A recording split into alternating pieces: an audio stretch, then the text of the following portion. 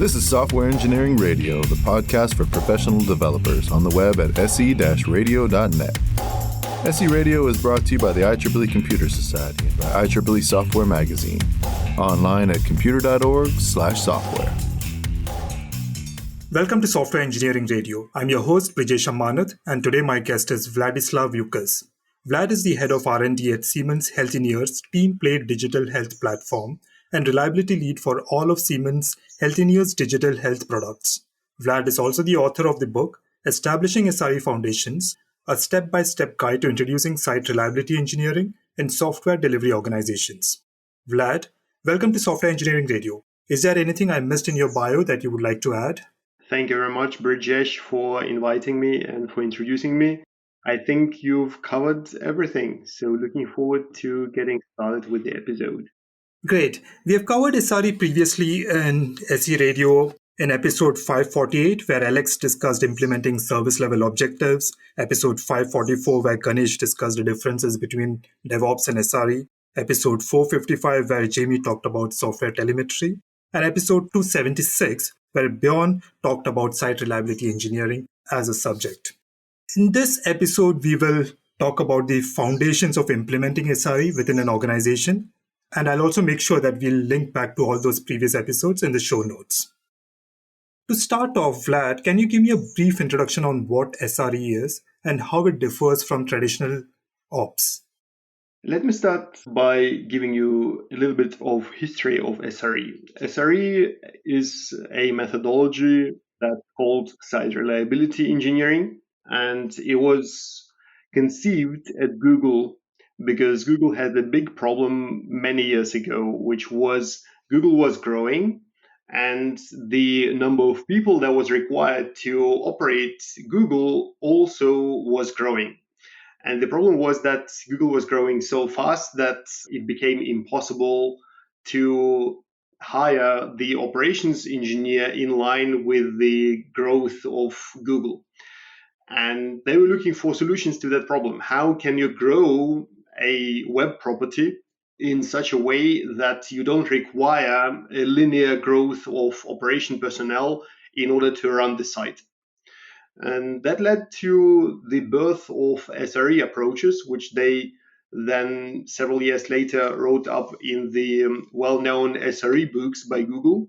And this is where it's coming from. So it's got its origins in a way of setting up operations in such a way that you can grow the site, the web property, and at the same time, you don't need to grow linearly the personnel that's required to run it.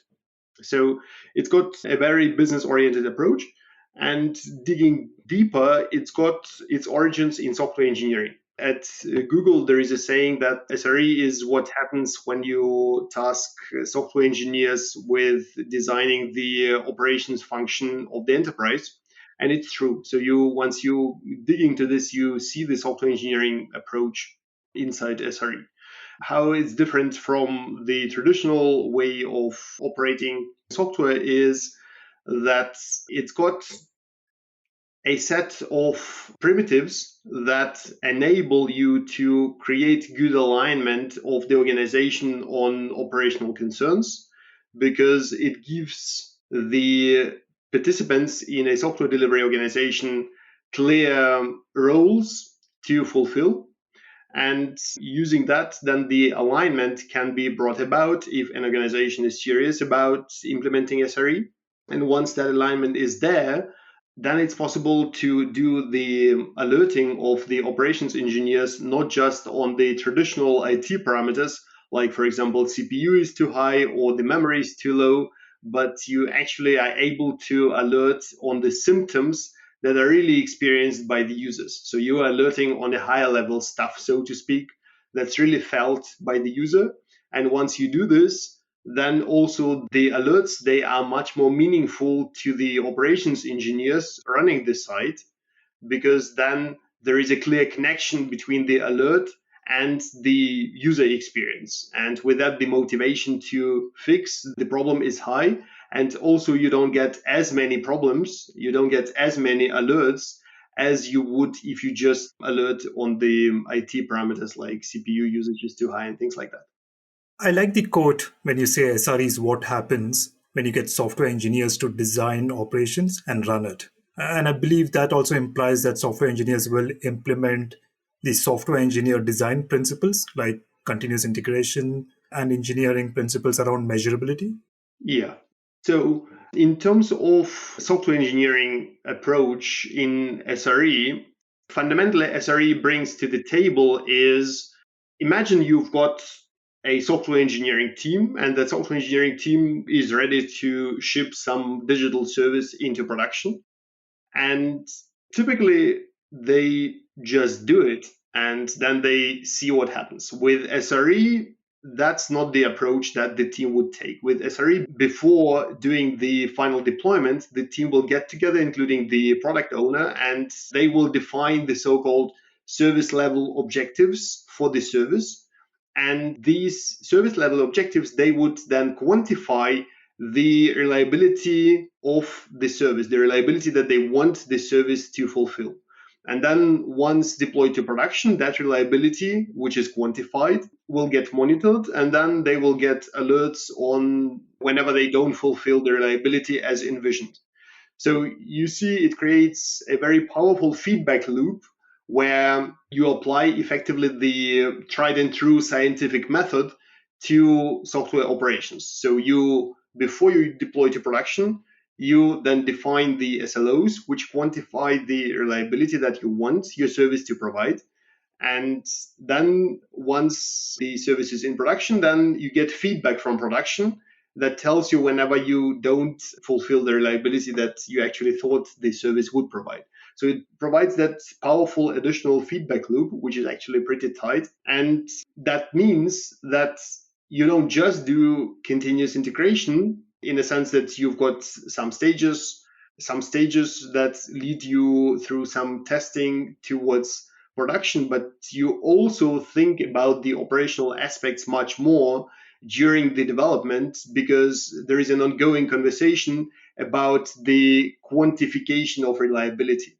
We will dig a bit deeper into SLOs. How do you go and educate the teams about it, and how do you implement it later in the podcast? But prior to that, I wanted to understand a bit about, prior to SRE, organizations used methodologies like ITIL, Information Technology Infrastructure Library, and some organizations still continue to use that. Is SRE complementary to ITIL, or is it something which will replace ITIL? Right. ITIL is a very, very popular methodology to set up the IT function of an enterprise. I think there is a bit of misconception there in the industry. On the one hand, ITIL is there to, as the name suggests, set up the IT function of an enterprise. So every enterprise requires an IT function in order to set up the shared services that are used by all the departments. And that's what ITIL is great for. Whereas SRE has got a different focus, and therefore it's also complementary to ITIL. So SRE's focus is to put a software delivery organization in a position to operate the digital services at scale. So it's not about setting up an IT function of an enterprise. It's about really be able to operate highly scalable digital services that the company offers as a product. So therefore, the existence of ITIL and SRE in an enterprise is very complementary. So there is actually no contradiction there, but you are totally right in noticing that actually in the industry, these things, they are often not clearly delineated, which leads to questions, okay, so do we now do SRE or do we now do ITIL? And if we now do ITIL, do we need to throw it overboard and replace it with SRE? Because these are two different methodologies which have got totally different focus. Well, not totally different focus, but I would say rather different focus. So these questions, they actually don't need to arise because those two methodologies are complementary. So one thing is with ITIL, you set up your IT function in such a way that everything is compliant, that you provide good quality of service to the enterprise users. And with SRE, you create a powerful alignment on operational concerns, within the software delivery organization that also operates the services that you offer. Right. So if I understood it correctly, ITIL is broader in scope. It's about introducing the entire IT function and setting up that environment, whereas SRE is focused on addressing the concern about reliability. Is that a right understanding? Yes, in general, that's the right understanding. That's right. Okay. Appreciate, Google introduced SRE as a concept based on their journey of setting it up. It was very new to the industry. And since then, many organizations have, introduced SRE into their own way of operating and setting up operations. Can you tell me the common pitfalls or challenges that organizations have encountered while introducing SRE in the existing setup? Definitely. Thanks for this question, because that's exactly the question that I was answering at length while I was writing my book, Establishing SRE Foundations. The central question of the book was, okay, so you've got some examples of SRE implementation at companies like Google where it originated, and those are the companies that were born on the internet, and therefore they were looking for new approaches to operate highly scalable digital services. And now you've got some traditional organization and you want to also introduce something like SRE because you think it might help you with the operations of your digital services, but you've got a totally different context. You've got a totally different context from the organizational point of view, from the people point of view, from the technical point of view, from the culture point of view, from the process point of view. So everything is different. Now, would it be possible to take, say, SRE out of Google and implant it into another organization? And would it start blossoming or not? And the main challenges there, I would say, are a couple, which are with SRE, you've got some responsibilities that are typically not there in a traditional software delivery organization. For example, in a traditional software delivery organization, the developers, they never go on call. Developers just develop. And as you mentioned with the example of continuous integration, their tasks end with the final internal environment, so to speak. From then onwards, then someone else takes the software and brings it into production, whatever it is, whether it's on premise or, say, some data center or cloud deployment and so on. So with SRE, developers, they need to start going on call for their services. The extent to which they go on call is a matter of negotiation. So they could either go on call completely, so being fully on call, fully responsible for their services, or it could be just a small percentage of their time. But in any case, developers, they need to go on call. That's a huge change. And that means that developers need to start acting like traditional operations engineers. Whereas on the other side, on the side of the operations, they are used to operate services. So they are used to being on call. Whereas what they need to do under the SRE framework, they need to enable developers to go on call. And that's a totally new thing to them because they suddenly need to become software developers, developing a framework, developing an infrastructure that enables others to do operations. And that's a very big change because then, in essence, the development department needs to do operations work and the operations department needs to do development work. And that's a difficult transformation. Do you have any stories around how developers within your organization took the ask about getting involved in operations and being on call? How was their reaction and how did you approach that negotiation? Yes, definitely. Thanks for asking that question. I think that'll be a very interesting one to answer and hopefully also to listen to. When we started with the Siemens Healthineers TeamPlay Digital Health platform, we the first ones in the company to offer software as a service. So we were the first ones in the company to put up a service out there. It was in the cloud, or it is in the cloud, and then offer that as an offering on a subscription basis. So before that, the company didn't sell subscriptions, and with the TeamPlay Digital Health platform, we started selling subscriptions. So with the sell of subscriptions, came also the realization that now the obligation of running the services is actually on us. And with that then came the realization that we need to learn how to operate the services. And the services are deployed in 6 data centers around the world. And there was also a growing number of users. And with that, of course, the expectations of the availability of the service were growing higher and higher. With the higher expectations of availability of the service, also the realization came in that that leads to shorter and shorter time to recover from the incidents that might happen. And with that then came the realization that in order to be able to recover from incidents fast, we need totally new processes, which we didn't have back then. So we need the developers to be very close to production. Only then it's possible to recover fast from the incidents. And we need to equip the developers, first of all, with some technical infrastructure for being able to do so, then also with some processes and with some mindset change, because that's a totally new area for them. So once that realization set in, we then started looking for solutions. And after stumbling a couple of times, we then arrived at SRE. We then started learning about SRE, so what that means, how that could that work in our context? And then we decided to give it a try at some point.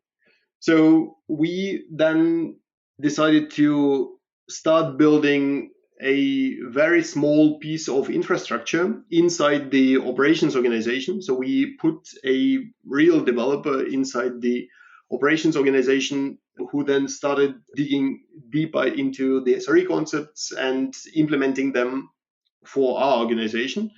And then we started going team by team. So then essentially traversing the organization, onboarding them onto the infrastructure and doing this in a very agile manner, which means the infrastructure was always no more than one step ahead of the teams that were using the infrastructure. That means that the feedback loop between a feature implemented in the infrastructure and that feature being used by one of the teams was very tight, which drove then the further development of the infrastructure. So we made sure that any feature that we implement gets used by the teams in their daily operations very quickly. With that, we get either the confirmation that the feature is implemented properly, or we get feedback how to adapt the feature to meet the needs of a particular team better. So that was our approach. And over time, we managed to implant the SRE ideas in all teams until the point came where SRE became the default methodology of running services in the organization. I'd like to dig a bit deeper into that statement where you said you started off by injecting one developer into the operations team, and that kind of started blossoming that entire journey for implementing SRE across teams. What was the skill set of that developer, and was he fine with moving into operations? Did he struggle initially? What were the challenges that you faced around getting the operations team to accept that developer as part of the team? Can you give me a bit more color over that, please? The developer actually was very happy in the operations organization because our operations organization is also very, very close to development. So our operations organization actually doesn't do traditional operations in a sense that there are lots of people like teams that are just operating services, because we've got the SRE model now. And that means that the majority of operations activities, they are happening in the development teams using the SRE infrastructure. So the developer was actually pretty happy because it was development work for him. So it wasn't anything kind of totally different. It was just the context was different because the context was about implementing the SRE infrastructure, but it was development still. And that's also one of the original sort of strength of SRE, that it's all inspired by software engineering.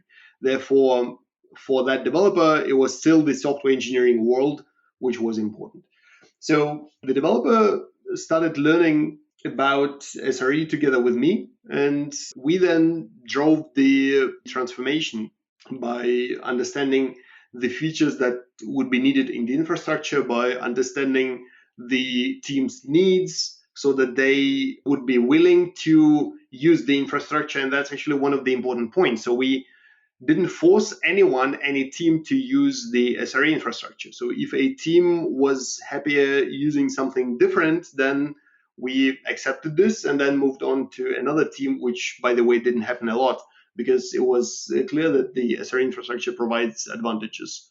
So that was our journey. And I think the apprehension of developers to, for example, take part in the SRE infrastructure implementation work would not be generally there. So if a developer is open to work on infrastructure instead of, for example, on some fancy application development, then that would be still a very interesting development field for a developer.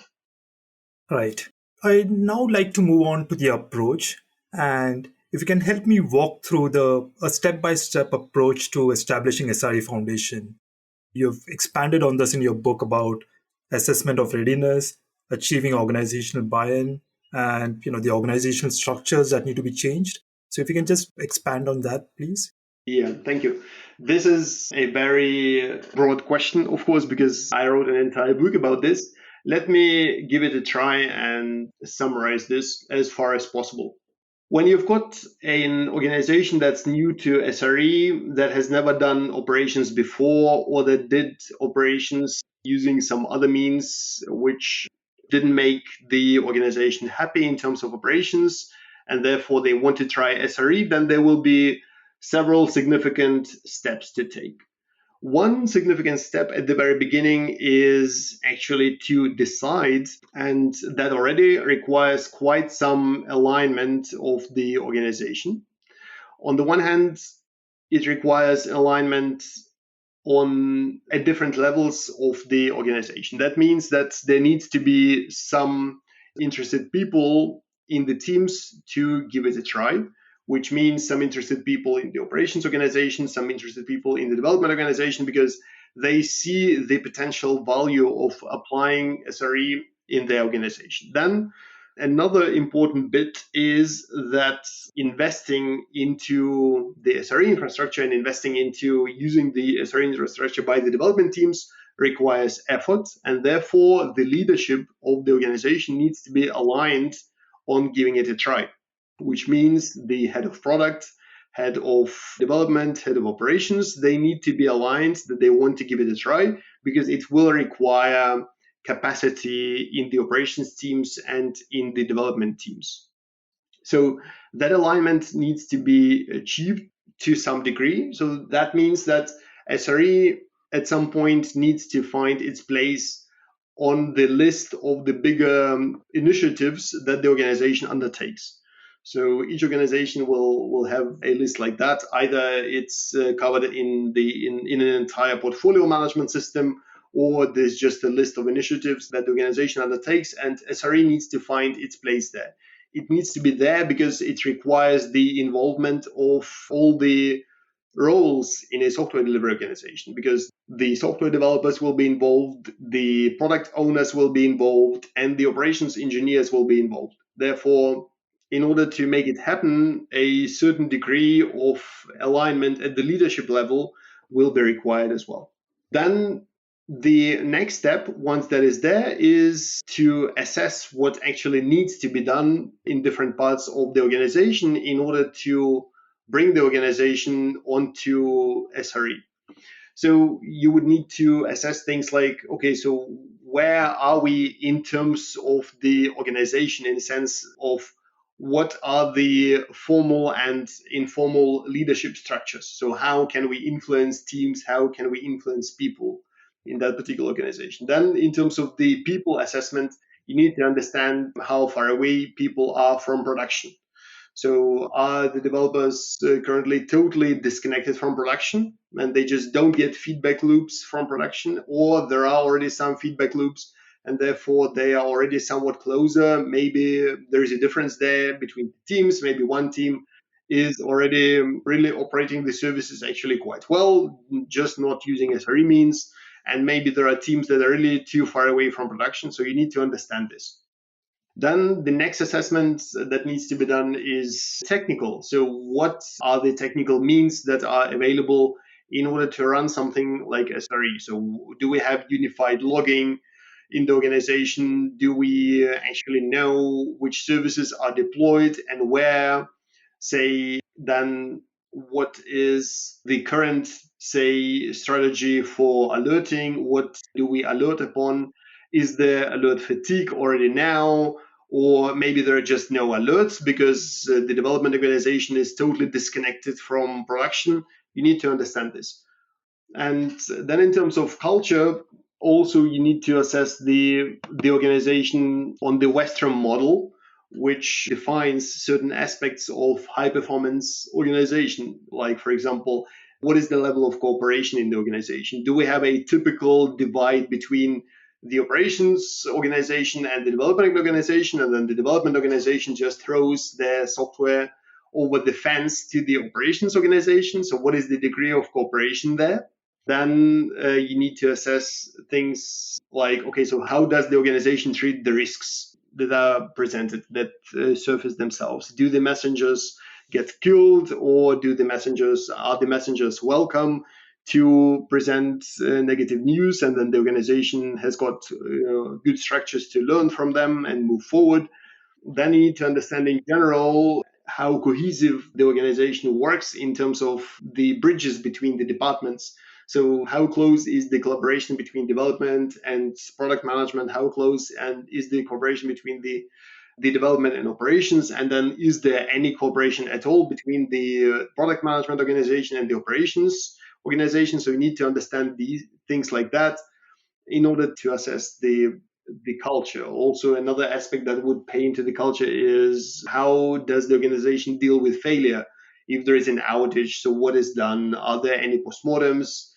Is there any blame game going on? Are people fearful to voice their concerns, or the other way around? So that's another aspect of understanding where the organization is. So then once you've taken that step, that means you've got already a permission to run the SRE transformation, and you also now have assessed the organization from various dimensions. So organization, people, tech, culture, process as well. So what is the process of releasing the software and so on? How frequently is it released?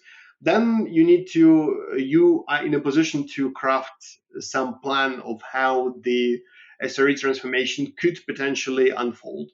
And I'm deliberately saying could potentially unfold because this is such a huge socio-technical change for an organization that has never done operations using SRE that you'll never be able to predict what will happen. It all depends on the people that are in there.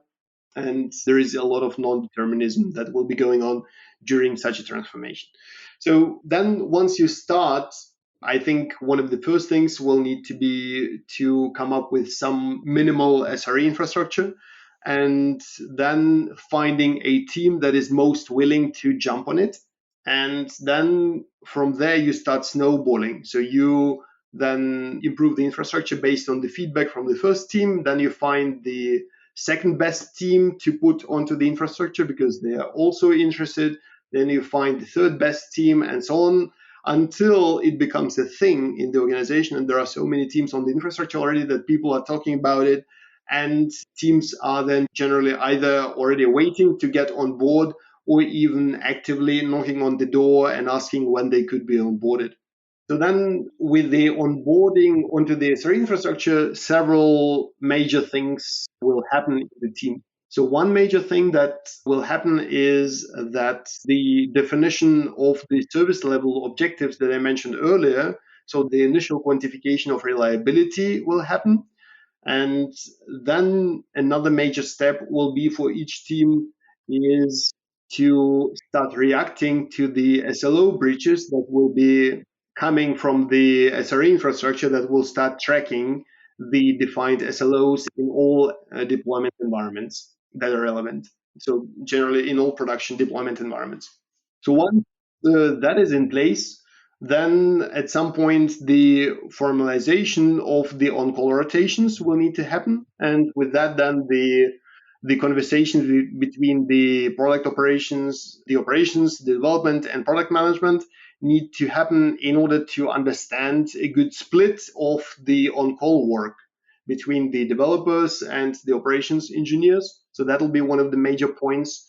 And then at some point, also further things will evolve and unfold. Like, for example, at some point, then the SRE infrastructure will be mature enough to start tracking the error budget consumption in such a way that you'll be able to aggregate the data and present the data to various stakeholders, to the product managers, to the leadership, and so on, so that everybody becomes aware of the reliability of the services and data-driven decision making about whether we are investing now into reliability versus whether we are investing now into new features could be answered in a more data-driven approach than before. So as you can see, very many steps on the way. But the good thing is that with every small step, you are making a small improvement that is also visible, and therefore you don't need to run all the way through to the end until you start seeing improvements. Every little step will mean a tangible improvement. Yeah, quite a few topics over there that we can deep dive into later in the session. But when I summarize it, I think there are primarily three foundational steps. First is the alignment to ensure that the SRE transformation initiative gets into that prioritized list of initiatives. And for that alignment to happen, you need all stakeholders or majority of stakeholders to be supporting it because it involves cost as well as capacity allocated for that transformation. The second foundational step would be the current state assessment to understand where is the organization currently. And the third one, once you've got that list into the prioritized list of initiatives and you've got the current state assessment, the third foundational step would be to plan for SRE transformation. And once you've planned it, the next steps that you spoke about, starting, onboarding, and formalization of on-call schedule and so on, are all implementation steps that come after the foundation. Would that be a correct summary, Vlad? Yeah, I think so. Thanks for summarizing it succinctly. Excellent. Now we'll dig a bit deeper into each of these. And I'd really be interested in understanding, do you have any example or story on how you went about getting that alignment and getting stakeholder support for such a major transformation initiative? Yes, definitely, for sure. So concretely, what we did at Teamplay Digital Health Platform was, first of all, there were a couple of people in the organization who were interested in trying SRE because they were intrinsically motivated to, on the one hand, improve the status quo, but on the other hand, also they saw themselves the potential. So they were eager to explore the potential of SRE because they saw that that would be a good fit for what we were doing. Then a couple of bottom-up things happened, so some presentations were there, just informal meetings like Lean Coffee. There were conversations about SRE, what that could mean, what that could bring to the organization, what improvements could that yield for us. And that seeded already the initial understanding that there is something out there which could actually help us with taming the beast in production, so to speak. Because as I mentioned earlier, actually everything was growing. And that means the number of users was growing, the number of digital services was growing, the expectations in terms of availability, of course, were growing. And the number of data centers where the platform was deployed was growing, the number of applications on the platform was growing, everything was growing. And once you are in such a situation, you really need some innovative approaches to really tame the beast in production. Otherwise, it just, if you don't have the right organization for this, it just doesn't work. So what happened next? We started preparing the leadership team to put SRE into the portfolio management for the organization. So in the portfolio management, we've got bigger initiatives that the organization undertakes, and they are all stack ranked. So on the one hand, it was important to put SRE onto that list. And the second important thing was to rank it high enough so that it gets noticed by the teams, so to speak, and we'll be able to allocate some capacity in each team in order to work on this. Then we were talking separately to the head of development, head of operations, head of product, and we're having conversations about the issues that we had back then with operating the platform and how SRE could help and what we would need in order to make the first steps there and then assess whether we are seeing improvements. And then if we were, then we would be rolling out SRE more and more in the organization. So once those leaders were kind of on board, or in a sense that they also would give it a try, so they would agree to giving it a try, then we managed to bring this into the portfolio discussion and bring SRE onto the portfolio list, and then rank it high enough so that enough capacity could be allocated in teams. So that was the process that we took. And then since then, I also advised several other product lines inside the organization and showed them the process. And they were also following the process and reported that, that kind of approach to getting the initial alignment was helpful. So I'd say, in summary, the initial alignment is working both ways. It's working bottom up. You need to have some people in the organization, in the teams that are interested in that kind of thing. So you need to prepare the teams themselves. And you also need to work at the leadership level, so top down, so that at some point some capacity is allocated for the SRE work, and then you can get started. I would say that combination of bottom up and top down is absolutely necessary here, because one without the other doesn't work. So if you don't have anything prepared in the team yet, and then you get the leadership alignment, and then the leaders will come and say, okay, now, work on SRE. I don't think that'll work, because then the teams will feel like they're getting overruled by some buzzword that they're not aware of, and the managers, they just read about it in some management magazine, and that's then, I think, they might think, okay, so that's not fit for purpose, because what we're doing here is something different, and so on. So I think that's not a good idea.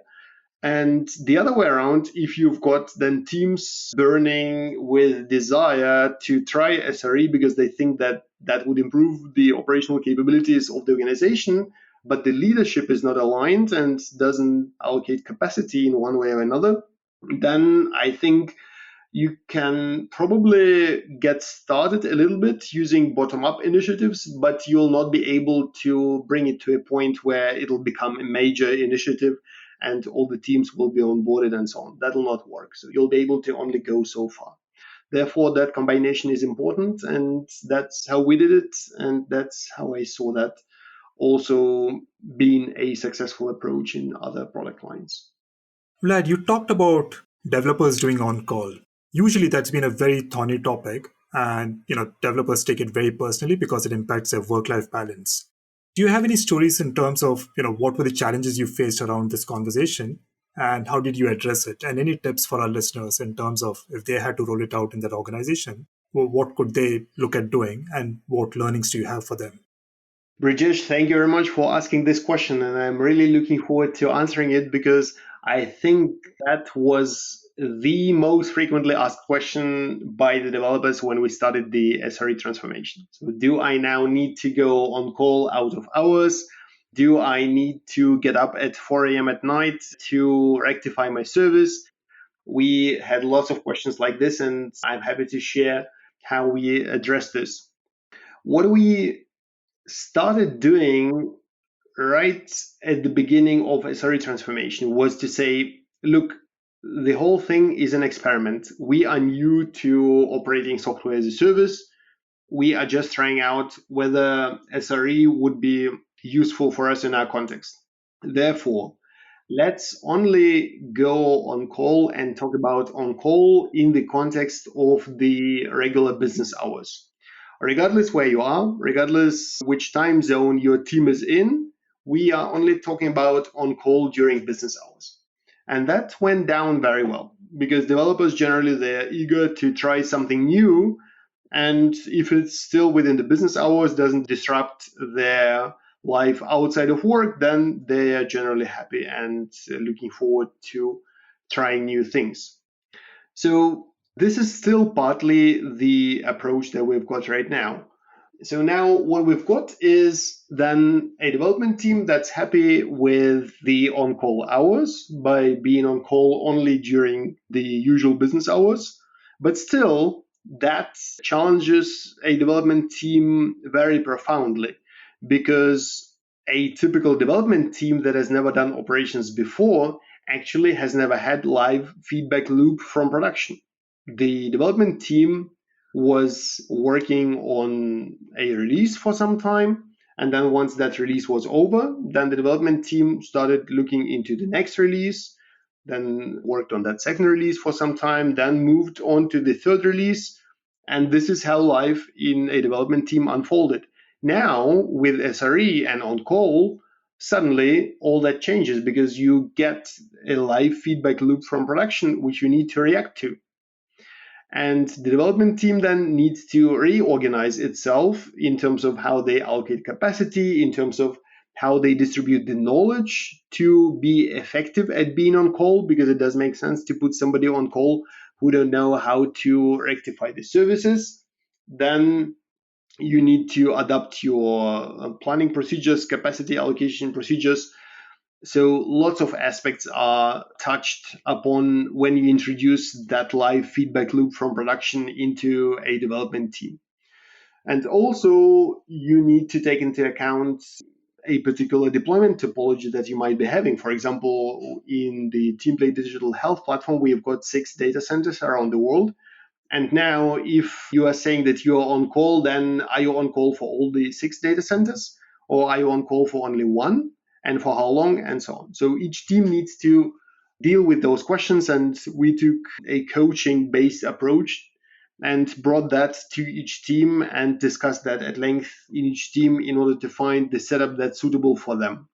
So we don't have a one size fits all approach there, but each team found over time an approach that's most appropriate for them that can also change over time.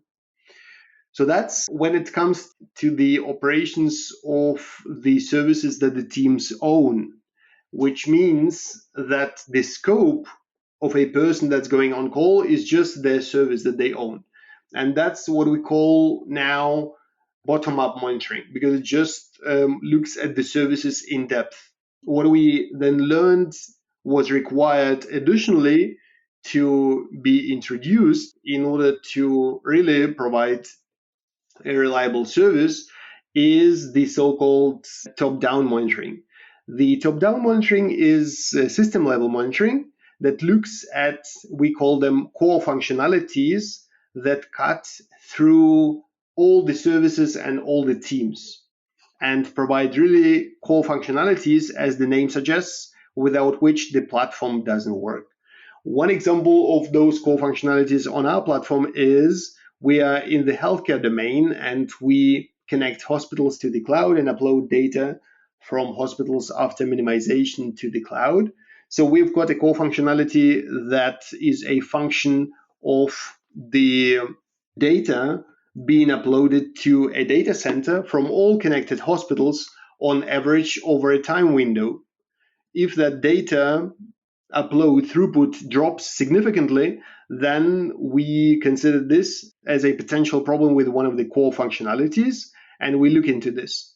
So that combination of top-down monitoring done by the teams, looking at their services that they own respectively, and then that top-down monitoring of core functionalities done by a small central operations team is the best setup for us. In terms of on-call, the developers are on call 8/5, means 8 hours a day, 5 days a week. But for core functionalities, the operations team, they are responsible to be on call 24/7. Still, here we managed to set up the follow the sun approach, means putting people into 3 different time zones, 8 hours each, so that actually the people they all operate only during their business hours, but still we ensure enough on-call coverage and enough on-call depth in order to provide a reliable platform. So that was our answer to this. I think a few points stood out for me. One is it's important to call out initially that it's an experimental approach. So it's not something which is set in stone. So developers have that flexibility to feedback and change the approach if needed. I think that provided them the reassurance. So that's very important. And I think your tip about stressing that developers only need to support during business hours, that's a very good point, something for us to take on board for other organizations who want to implement SRE. I think your answer also nicely transitions us to the next topic, which is around sustenance. So once you've got the foundations in place, what are the key elements for sustaining and advancing and building on the foundations of SRE? In order to sustain SRE further in the organization, at some point you would need to start formalizing the SRE as a role in the organization. And that then can be either seen as a responsibility that a developer takes on, or it could be even a full-time SRE role. It depends on the context, but you need to deal with the formalization of the role, number one, in the organization. Then number two, another thing, you need to establish error budget-based data-driven decision-making, where you then decide, which means prioritize investments in feature work versus investments in reliability work based on error budget consumption. The SRE infrastructure needs to provide data which is aggregated and presented accordingly so that different stakeholders can engage with the data and make decisions based on that data.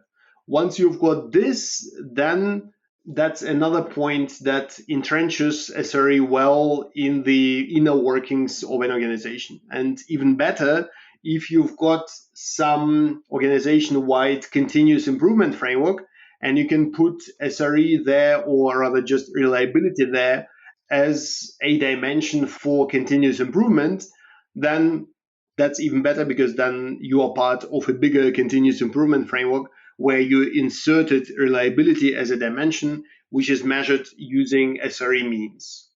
Then another thing that you can do, which can be effective, is the setup of an SRE community of practice, where the people from different teams, development organization, operations organization, can meet on a cadence and then share experience, have lean coffee sessions, have lunch and learn sessions, brown bag lunches, and so on, just to foster the exchange and to foster the advancement and the maturation of the SRE practice over time. Thanks, Vlad. I'd like you to just expand on the concept of error budget. If you can explain to our listeners what an error budget is, I think it will be useful to understand the previous answer and the importance of it. Definitely. Actually, I think I should have introduced that long ago at the beginning of the episode, but let me do that now. So once you've defined your service level objectives, then the error budget is calculated automatically based on the service level objectives. So let me take a simple example. Imagine you set an availability SLO to, say, 90%. That means you want your, say, endpoint, for example, it's at the endpoint level. For example, your endpoint should be available for 90%. That means, for example, depending on how you calculate this, but a calculation could be that it's available in 90% of the calls in a given period of time. That means that your budget for errors is 100 minus 90, 10% of the calls. And that's your error budget. So the error budget is calculated automatically based on the SLO. If your SLO is 90%, then your error budget is 10%. If your SLO is 95%, then your error budget is 5%. That means then, in the last example, in 5% of the cases, if it's an availability SLO, then you are allowed to be non-available. And then you can use that error budget for things like deployments, because every deployment has got the potential to chip away a little bit of the error budget, because deployments can cause failures, or just during a runtime something happens and you are not available for some time, and then you use your error budget. So what the powerful concept behind the aero budget tracking is that the SRE infrastructure can tell you whether you actually used up your aero budget but still didn't use more, or whether you actually used more aero budget than you were granted by the SLO. And this is something that you can then feed into the decision making by doing proper aggregations at the service level, then maybe even team level, and so on. So you can do aggregations that are necessary in order to engage different stakeholders. And that enables you then to say, okay, so actually we granted to this set of services the aero budget of 5%, but actually they used, say, 10%. That means they're using more aero budget than granted, and that means they're less reliable than dictated by the SLOs. And that means then, as a consequence, we need to invest into reliability of those services because we actually want them to be more reliable than they currently are. Right. So I guess it also indicates, or aero budget is the budget or the capacity for the development team to roll out changes. Because once you have exhausted that, you've got to focus on reliability stories rather than on enhancements. We have covered a lot of ground here, Vlad. But if there was one thing an engineering manager should remember from our show, what would it be? I think if it's just one thing, then at its core, SRE helps you to quantify reliability and then introduce a process around tracking whether you are in compliance with the quantified reliability. If it's one thing, then I'd say quantify reliability, which is actually a hard problem because usually the development teams traditionally, they're not very good at quantifying reliability, and SRE provides you with means to do so, and also with processes that put your organization onto the continuous improvement path in terms of reliability. And all that is possible because the reliability is quantified. Therefore, I would say quantify reliability if it's just one thing that you want to take away from this podcast. That's a good way to remember it, I would say. Was there anything we missed that you would like to mention? Brijesh, there is so much in each of the points that we discussed today. So I don't think we have missed anything grossly, but there is so much more to cover. So there is so much more to learn. And I would encourage everyone to go ahead and deepen the knowledge in terms of SRE and in terms of reliability in general. Absolutely. And I'll make sure we have a link to your book in the show notes so that people can learn more about rolling out SRE in their own organizations and learn from your learnings. Thank you. Thank you very much for having me. And it was a pleasure to be here. Vlad, thank you for coming on the show. It's been a real pleasure. This is Brijesh Ammanath for Software Engineering Radio. Thank you for listening. Thanks for listening to SE Radio, an educational program brought to you by IEEE Software Magazine. For more about the podcast, including other episodes, visit our website at se-radio.net. To provide feedback, you can comment on each episode on the website or reach us on LinkedIn, Facebook, Twitter, or through our Slack channel at seradio.slack.com. You can also email us at team@se-radio.net. This and all other episodes of SE Radio is licensed under Creative Commons License 2.5. Thanks for listening.